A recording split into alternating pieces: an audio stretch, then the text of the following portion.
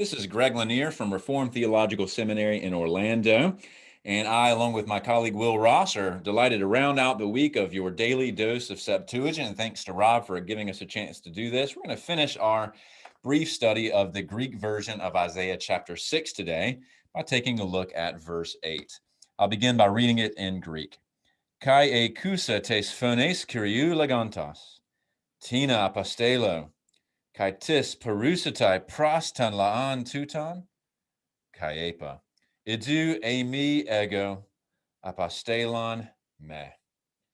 A translation could go something like this: and I heard the voice or sound of the Lord saying, whom shall I send? And who will go to this people? And I said, behold, it is I, or something like I am, send me. Let's make a couple observations about this verse. Let's begin with akusa there, which isn't just a normal aorist first singular, but you'll notice, just like we saw yesterday, that it takes its object in the genitive as opposed to the accusative. And in fact, there's a whole chain of genitives there, but he hears the voice, and whose voice is it? The voice of the Lord. And what is it doing? It is speaking.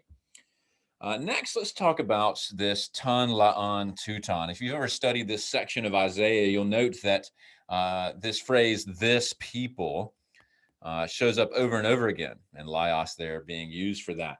And it's not really being used in a terribly happy way. God is frustrated with his people Israel. La'an is often, your Laos is often used for the people of Israel in the Greek Old Testament, but they are stubborn, they are stiff-necked, and now God is sending Isaiah to go and preach to them, which is what happens in verses 9 and 10 in terms of his specific commissioning. Next, you'll notice what may strike you as a bit odd is apa there. You might have expected apon, borrowing the imperfect endings with a second aorist here of lego, but often they'll just borrow a regular aorist ending, an alpha ending, and so that's what explains that there. We have a nice little idu, a me ego there. Behold, it is I, or I'm the one who is standing right here in front of you, and then send me. Lastly, let's point out this double use of perfective or aorist verbs for apostello. The first one being a subjunctive, and God saying, like, who shall I do? Who shall I send? And then Isaiah saying, send me, an imperative towards God saying, yes, send me.